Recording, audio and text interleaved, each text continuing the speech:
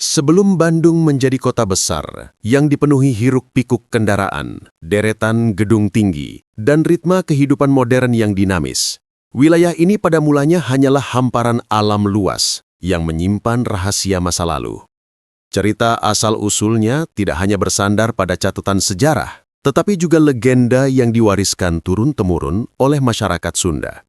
Untuk memahami Bandung, seseorang perlu terlebih dahulu menengok jauh ke masa purba, saat tanah Priangan masih berupa hamparan hutan rimba, sungai-sungai jernih, dan gunung-gunung yang berdiri bagai benteng alam. Dalam kepercayaan Sunda kuno, tanah Priangan diyakini lahir dari karya para karuhun dan makhluk-makhluk sakral.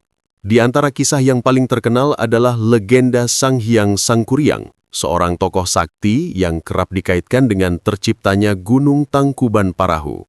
Konon setelah murka karena cintanya ditolak oleh ibunya sendiri, Dayang Sumbi, ia menendang perahu raksasa hingga terbalik. Perahu itulah yang kemudian menjelma menjadi gunung yang kini menjadi salah satu ikon Jawa Barat.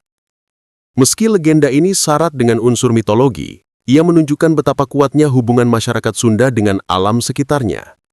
Namun selain legenda, Tanah Bandung memang memiliki sejarah geologis yang menakjubkan. Ribuan tahun lalu, kawasan ini adalah danau raksasa yang disebut Danau Bandung Purba. Kawasan cekungan luas terperangkap oleh aliran lava yang membentuk bendungan alam.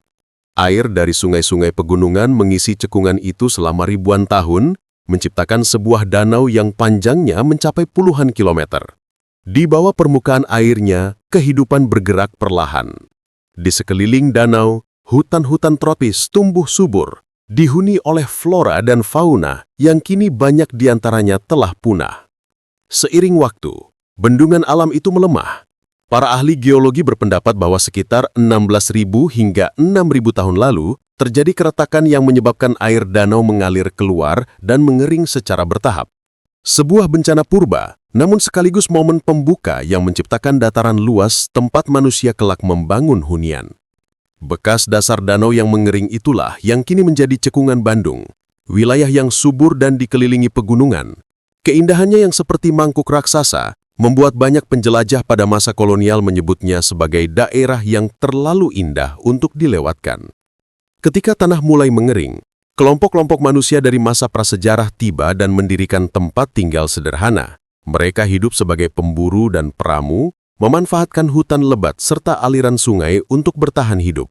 Bukti keberadaan mereka ditemukan dalam bentuk artefak batu, pecahan gerabah, dan struktur-struktur kuno yang tersebar di beberapa wilayah Priangan. Pada masa inilah, akar peradaban di Bandung mulai tumbuh, meski dalam bentuk yang sangat awal dan sederhana. Salah satu jejak budaya kuno yang menonjol adalah ditemukannya situs-situs megalitik yang menunjukkan bahwa masyarakat saat itu telah mengenal ritual penghormatan terhadap leluhur. Batu-batu tegak, altar sederhana, dan struktur yang menyerupai tempat pemujaan menandakan bahwa hubungan spiritual dengan alam menjadi inti dari cara hidup mereka. Pola pikir ini kelak akan berkembang menjadi falsafah Sunda yang menghargai harmoni antara manusia dengan lingkungannya. Perjalanan panjang tanah Priangan tidak lepas dari dinamika alam. Gunung-gunung yang mengelilingi cekungan Bandung bukanlah gunung pasif. Letusan, gempa, dan perubahan geologi membentuk karakter wilayah ini, menjadikannya subur sekaligus penuh potensi bencana. Namun, bagi masyarakat yang menetap sejak masa prasejarah, tantangan alam adalah bagian dari kehidupan. Dari sinilah terbentuk kearifan lokal yang diwariskan turun-temurun, mengajarkan manusia untuk hidup berdampingan dengan kekuatan bumi. Bab 1 ini adalah pintu masuk untuk memahami cikal bakal Bandung, tanah yang lahir dari perpaduan legenda dan fenomena alam, dari amarah gunung hingga ketenangan danau purba. Disinilah Bandung memulai kisahnya, dalam sunyi rimba, dalam bisikan angin Priangan, dan dalam jejak manusia pertama yang menapaki tanah yang kelak menjadi kota besar. Pada masa purba itulah, fondasi sejarah Bandung ditegakkan, sebuah tempat yang sejak awal telah menjadi saksi dari perjalanan panjang bumi dan manusia.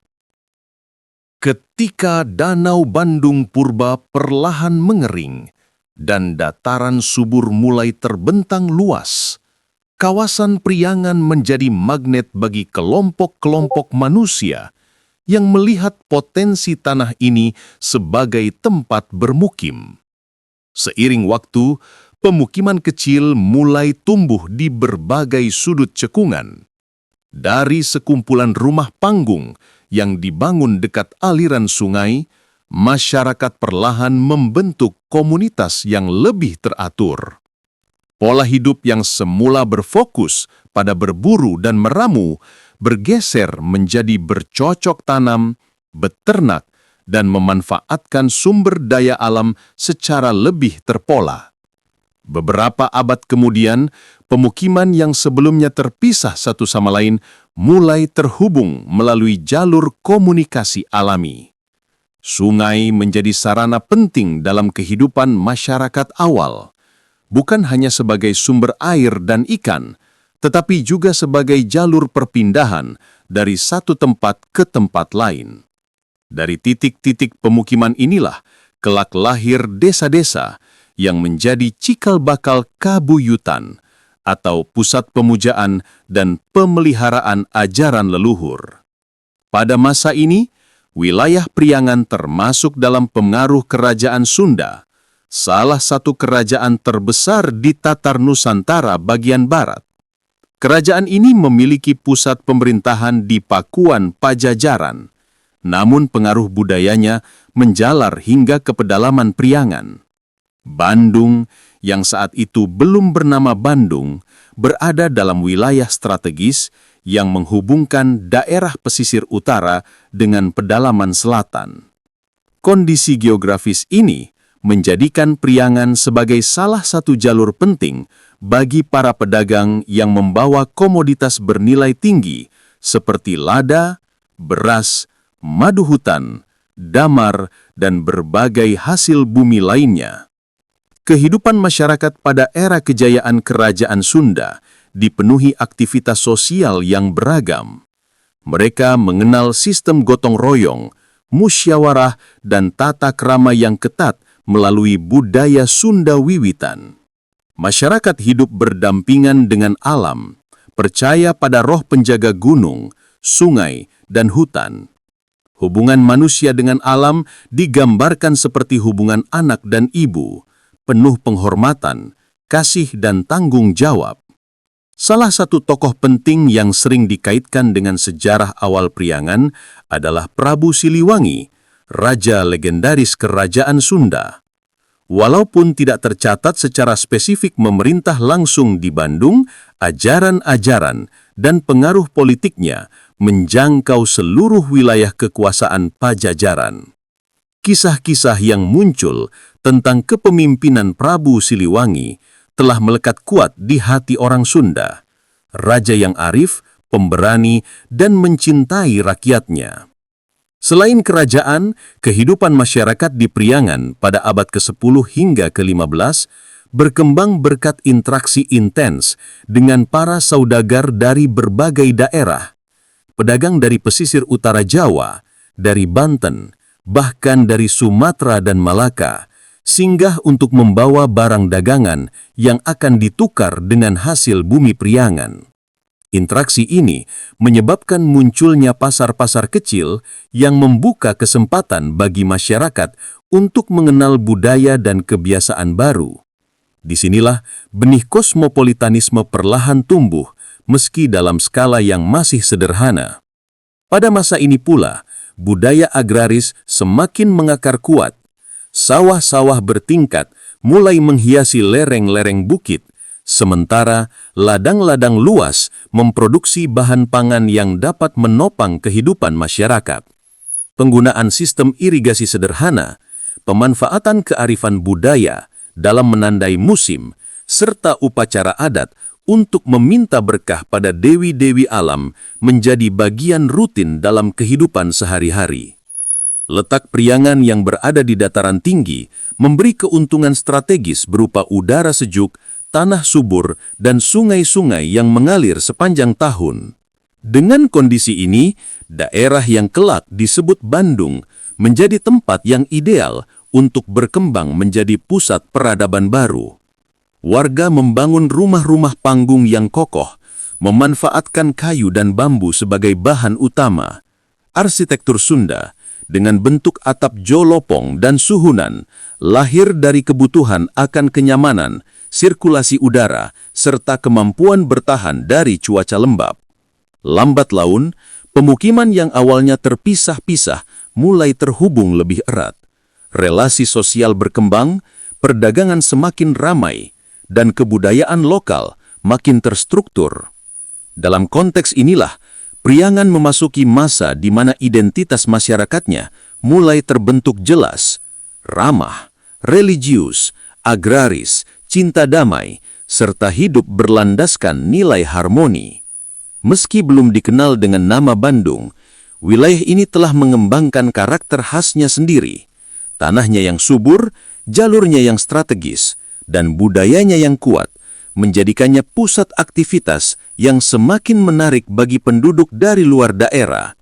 Semua unsur ini menjadi fondasi bagi Bandung untuk melangkah ke tahap sejarah berikutnya, masa kolonial yang membawa perubahan besar dan mendasar.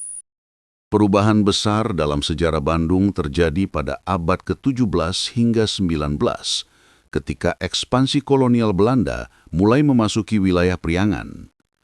Pada masa ini, masyarakat Sunda yang sebelumnya hidup dalam tatanan tradisional berlandaskan agraria harus menghadapi realitas baru, sistem kolonial yang menembus hingga ke desa-desa.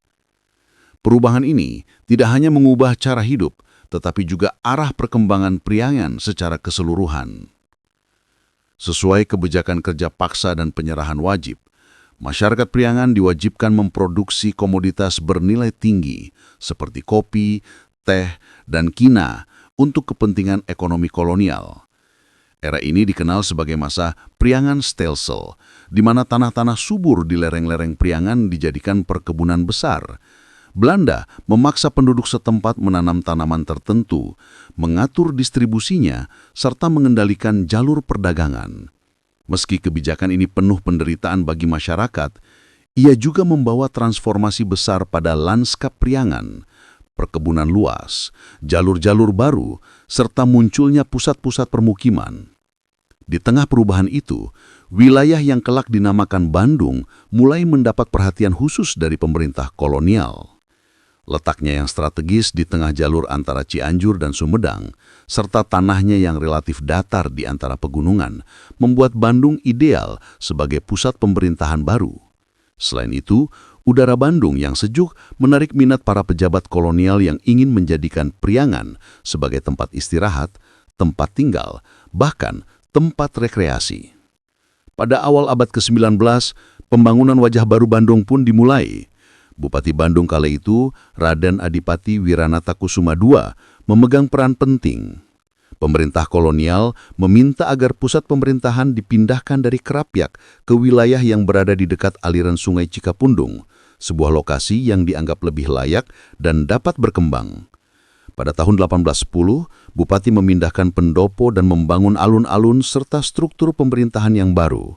Dari sinilah, cikal bakal kota Bandung modern mulai terbentuk.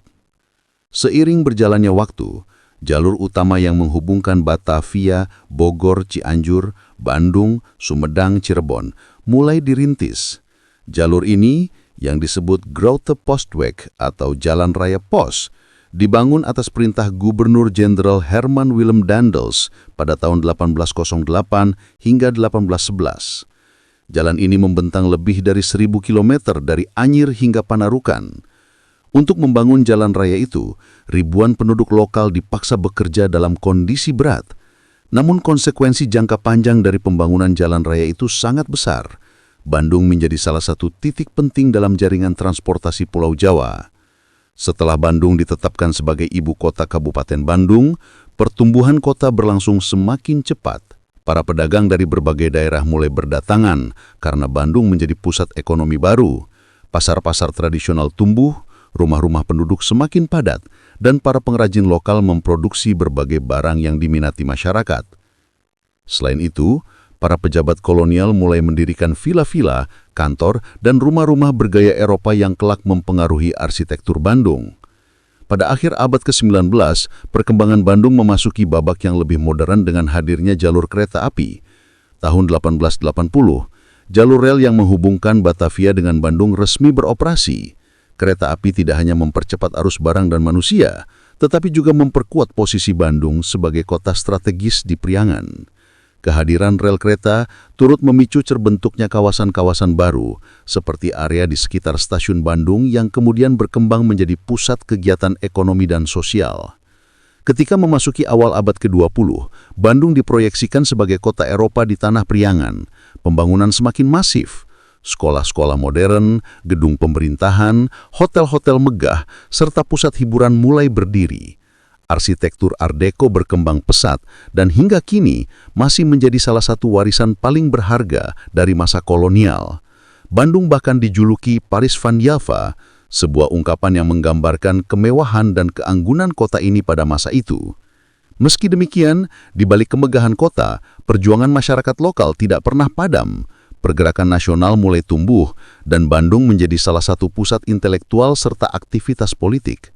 Sekolah-sekolah modern melahirkan generasi muda yang kritis, dan pada tahun 1920-an hingga 1930-an, Bandung menjadi tempat berkumpulnya tokoh-tokoh penting pergerakan nasional.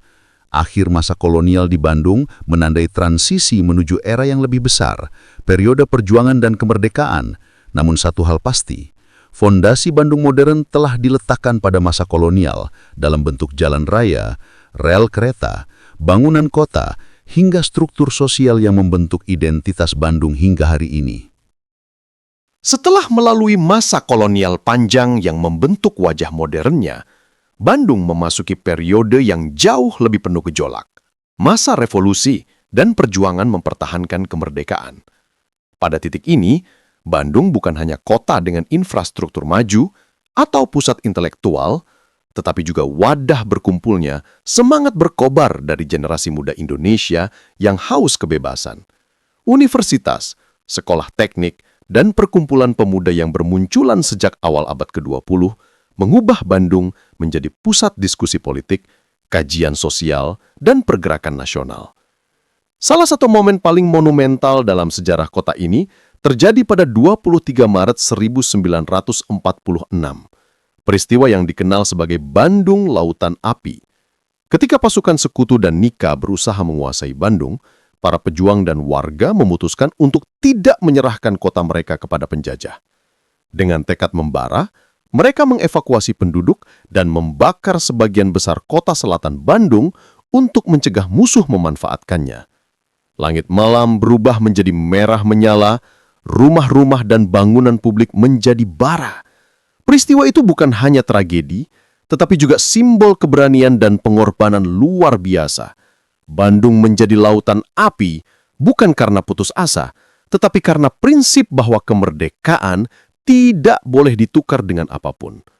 Setelah perang usai dan kemerdekaan Indonesia diakui, Bandung segera bangkit dari abu masa revolusi. Kota ini kembali berkembang menjadi pusat pendidikan, budaya, dan teknologi. Pendirian lembaga-lembaga pendidikan tinggi seperti Institut Teknologi Bandung, ITB, Universitas Padjadjaran, dan berbagai sekolah seni memperkuat citra Bandung sebagai kota akademis.